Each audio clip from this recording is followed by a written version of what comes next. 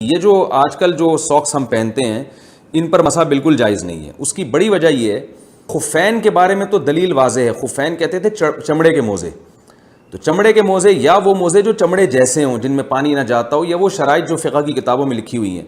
اسی طرح بعض لوگ کہتے ہیں کہ جورب کے بارے میں، جورب بھی حدیث میں آتا ہے کہ نبی صلی اللہ علیہ وسلم نے جورب پر مسح کیا. یاد رکھیں نبی صلی اللہ علیہ وسلم کے دور میں یہ والے جورب تھے ہی نہیں. کپڑے کی بنی ہوئی آج کل جو جرابیں ملتی ہیں ان پہ مسح کرنا حنفی مسلک میں جائز نہیں، چونکہ امام ابو حنیفہ رحمۃ اللہ علیہ فرماتے ہیں کہ المسح علی الخفین، موزے ہوں تو مسح جائز ہے، یعنی موزے چمڑے کے ہوں یا اتنی موٹی جراب ہے کہ منعل کے نیچے اس کے چمڑا لگا ہوا ہے، اور جس کو پہن کے آدمی 2-3 میل پیدل بھی چل سکتا ہے. ورنہ ان پہ جو جرابیں ہیں ریشمی یا نیلون والی یا کاٹن ان پہ جائز نہیں ہے. وہ بعض علماء جائز کہتے ہیں، لیکن حضور کے زمانے میں نہ یہ جرابیں تھیں اور نہ اس پہ کسی نے مسح کیا.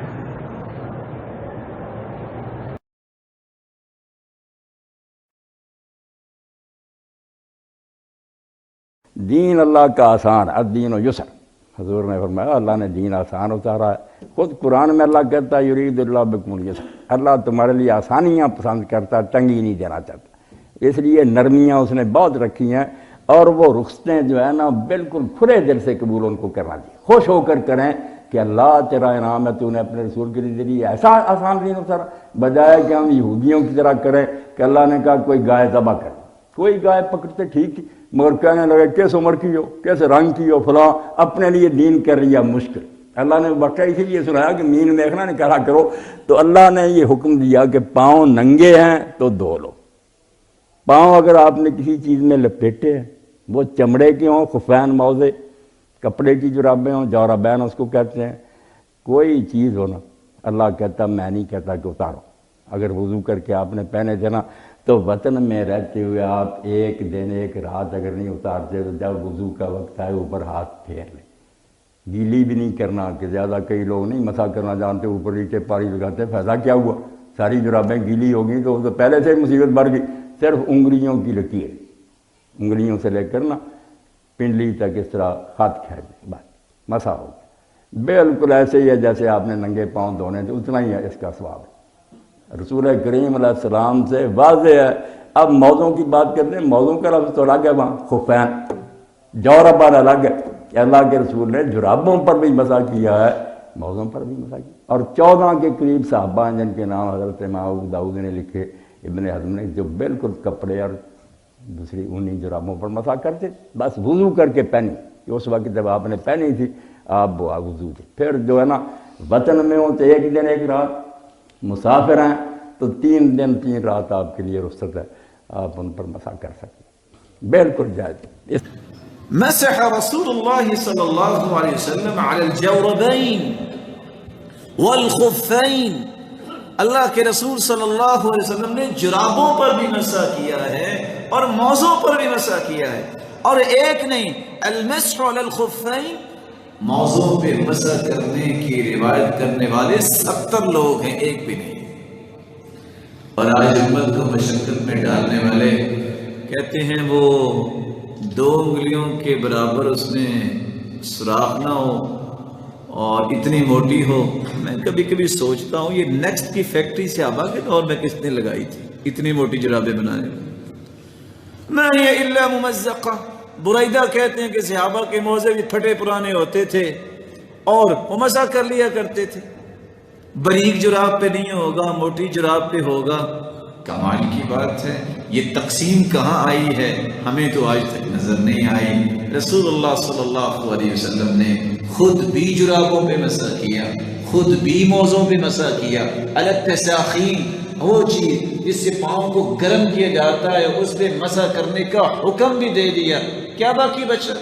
آپ باوضو ہو کے جرابیں پہنے، موزے پہنے، اور آپ 24 گھنٹے تک جو اگلی نمازیں پڑھیں گے آپ اس پہ مسح کر سکتے ہیں. اگر آپ مقیم ہیں، اگر آپ مسافر ہیں تو آپ 3 دن تک مسح کر سکتے ہیں. اسلام کی تو یہی آسانی ہے کہ اللہ عز و جلال نے مومنوں کو اتنی تکلیف دی ہے جتنی وہ برداشت کر سکتے ہیں. اور یاد رکھیے کہ یہاں تقبلوا رخصہ التي رخص لكم، اس رخصت کو قبول کیجیے جس رخصت کو اللہ نے تمہیں دیا ہے. ان اللہ یحب ان یؤتى رخصه كما يكره ان يؤتى معاصیه. اللہ تعالیٰ رخصتوں کو قبول کرنے کو اسی طرح پسند فرماتے ہیں جس طرح نافرمانی کرنے کو ناپسند کرتے ہیں. تو اللہ عز و جلال کی دی ہوئی رخصتوں کو قبول کرنا چاہیے. اور قرآن بھی کہتا ہے فاستقم کما امرت، یہ نہیں کہا فاستقم کما رغبت. اس طرح مستقیم ہو جاؤ جس طرح اللہ نے حکم دیا. جس طرح تمہاری چاہت ہے مستقیم ہونے کی اس طرح نہیں، جس طرح اللہ نے حکم دیا. ابن حزم نے 12 صحابہ کرام سے جرابوں پر مسح کرنا ذکر کیا ہے، جن میں عبداللہ بن مسعود، سعد بن ابی وقاص، عمر بن حریث بھی شامل ہیں. اسی طرح سہل بن سعد رضی اللہ عنہ جرابوں پر مسح کیا کرتے تھے. ابو امامہ رضی اللہ عنہ بھی جرابوں پر مسح کیا کرتے تھے. نیز انس بن مالک رضی اللہ عنہ نے وضو کرتے ہوئے اپنی ٹوپی اور سیاہ رنگ کی جرابوں پر مسح کیا اور نماز پڑھی. ابن قدامہ کہتے ہیں کہ صحابہ کرام کا جرابوں پر مسح کے جواز پر اجماع ہے. لغت عرب سے جورب کے معنی. لغت عرب کی معتبر کتاب قاموس، یعنی قاموس کتاب کا نام ہے، اسے قاموس عربی میں ڈکشنری کو کہتے ہیں. اس میں ہے ہر وہ چیز جو پاؤں پر پہنی جائے جورب ہے، چاہے چمڑے کی ہو، چاہے اون کی ہو، چاہے کاٹن کی ہو. تاج العروس میں ہے جو چیز لفافے کی طرح پاؤں پر پہن لیں وہ جورب ہے. جو چیز لفافے کی طرح پاؤں پر پہن لیں وہ جورب ہے. علامہ عینی لکھتے ہیں جورب بٹے ہوئے اون سے بنائی جاتی ہے اور پاؤں میں ٹخنے سے اوپر تک پہنی جاتی ہے. ٹھیک ہے، ٹخنے سے اوپر. عارضۃ الاحوزی میں شارح حدیث امام ابو بکر ابن العربی رحمۃ اللہ علیہ تحریر فرماتے ہیں جورب وہ چیز ہے جو پاؤں کو ڈھانپنے کے لیے اون کی بنائی جاتی ہے، یعنی وولن ساکس. عمدۃ الرعایہ میں ہے جرابیں روئی یعنی سوت کی ہوتی ہیں، کاٹن کی ساکس، اور بالوں کی بھی بنتی ہیں. چمڑے کی تو ہوتی ہیں لیکن بالوں، اون، دھاگے، سوت وغیرہ کی بھی جرابیں بنتی ہیں. غایت المقصود میں ہے کہ جرابیں چمڑے کی، صوف کی اور سوت کی بھی ہوتی ہیں. پس ثابت ہوا کہ جورب لفافے یا لباس کو کہتے ہیں. وہ لباس خواہ چرمی ہو، چرمی چرم سے یعنی کھال کا ہو، سوتی ہو یا اونی، ہم اس پر مسح کر سکتے ہیں. اب میں چونکہ مسلم مزاج آدمی ہوں، انصاف کا تقاضا ہے کہ جب میں نے امام حنیفہ رحمہ اللہ کے حوالے سے یہ چیزیں بیان کی ہیں، میں ان کی پازیٹیو چیز بھی ہائی لائٹ کروں پبلک کے سامنے، کہ ان تک جب کوئی بات پہنچتی تھی تو وہ رجوع بھی کر لیتے تھے. اور اس کا ثبوت بھی جامعہ ترمذی سے میں دوں گا انشاءاللہ تعالی. ترمذی میں انٹرنیشنل نمبر کے مطابق 99 نمبر یہ روایت ہے. ضیاء القرآن پبلیکیشن میں 92 نمبر ہے اور انٹرنیشنل نمبر 99 ہے. یہ ذرا ان کو انڈر لائن کیے ہوئے جی دکھائیں جی. یہ چیپٹر کا نام ہے جرابین پر مسح کرنے کا بیان. عربی میں 2 لفظ ہیں، خفین کہتے ہیں چمڑے کے موزوں کو، جرابین کہتے ہیں سوت کے موزے کو جو ہم یہ جرابیں پہنتے ہیں. یہ جراب جو ہے نا یہ عربی کا لفظ ہے. اس چیپٹر کا نام ہے ما جاء فی المسح علی الجرابین والنعلین. اس سے پہلے کا جو چیپٹر ہے اس کا نام ہے ما جاء فی المسح علی الخفین، کہ خفین پہ مسح کے بارے میں کیا حدیث آئی ہیں. یعنی چمڑے کے موزوں پہ بھی مسح کرنا سنت ہے اور جرابوں پہ بھی مسح کرنا سنت ہے. تو خفین کا چیپٹر علیحدہ سے ہے، چمڑے والے موزوں کا، اور جرابوں کا علیحدہ سے ہے. تو اس میں یہ حدیث لے کے ہیں کہ نبی علیہ السلام نے جرابوں پر مسح کیا. اچھا، اس کے بعد امام ترمذی نے ایک واقعہ نقل کیا ہے اسی کانٹیکسٹ میں، وہ سنیں. ان کا میں ترجمہ پڑھ کے سن لوں. امام ابو عیسیٰ ترمذی فرماتے ہیں، میں نے صالح بن محمد ترمذی سے سنا، وہ فرماتے ہیں کہ ابو مقاتل سمرقندی کو فرماتے ہوئے سنا کہ وہ کہتے تھے کہ امام ابو حنیفہ کے پاس میں حاضر ہوا ان کی مرض الموت میں، یعنی جب وہ مرنے کے قریب تھے امام حنیفہ، اس بیماری میں ان کو ملنے گیا. آپ نے پانی منگوا کر وضو کیا اور آپ نے جرابوں پر مسح کیا، موزوں پر نہیں، چمڑے کے، جرابوں پر، سوت کے. اور پھر فرمایا آج میں نے ایسا کام کیا ہے جو آج سے پہلے کبھی نہیں کیا تھا، کہ میں نے چمڑے کے بغیر جو جرابیں ہیں ان کے اوپر مسح کیا ہے. غیر جو ہے وہ اس کے لیے عربی میں لفظ استعمال ہوتا ہے منعل یعنی جو چمڑے کے بغیر والی جرابیں ہیں. اور امام حنیفہ کہتے ہیں یعنی ان کو پتا تھا میں نے پوری زندگی یہ فتویٰ دیا ہے کہ صرف چمڑے کے موزے پہ مسا ہوتا ہے, سوت والے پہ نہیں ہوتا. وہ کہتے ہیں میں نے مرنے سے پہلے یہ کر لیا ہے, مراد یہ ہے کہ یار میں مرتے مرتے مجھے یہ بات سمجھ آ گئی ہے, میں نے رجوع کر لیا ہے. لیکن انہوں نے بعد والوں نے نہیں رجوع کیا. وہ بھی بیچارے جو اہل حدیثوں کو دیکھتے ہیں نا, وہ کہتا ہے تو وضو ہی نہیں ہوتا. کئی لوگ ہیں نماز نہیں پڑھتے وہ جرابوں والوں کے پیچھے کہ جی ان کا تو وضو ہی نہیں ہوتا, جبکہ ان کو یہ پتہ ہی نہیں کہ امام حنیفہ نے تو مرتے مرتے توبہ کی تھی. تسی بھی مرنے دے نڑے جا کے اللہ تو بندے توبہ کر رہی ہیں, تسی زندگی چی کر لو. امام حنیفہ نے تو اپنا حق ادا کر دیا کہ وہ بتا کے چلے گئے. اچھا اس کے نیچے شرح کر رہے ہیں, شرح تو گویا امام حنیفہ کا اپنے مسلک سے رجوع ثابت ہو گیا.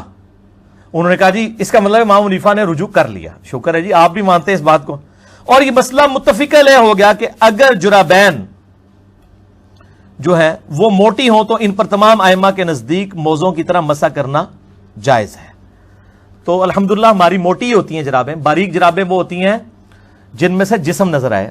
عام طور پہ جتنی جرابیں مارکیٹ میں اس وقت اویلیبل ہیں سوائے عورتوں کی جو گرمیوں میں پہنتی ہیں, عام جو ہماری جرابیں ہیں ان میں سے جسم نظر نہیں آتا, وہ موٹی جرابیں ہیں الحمدللہ.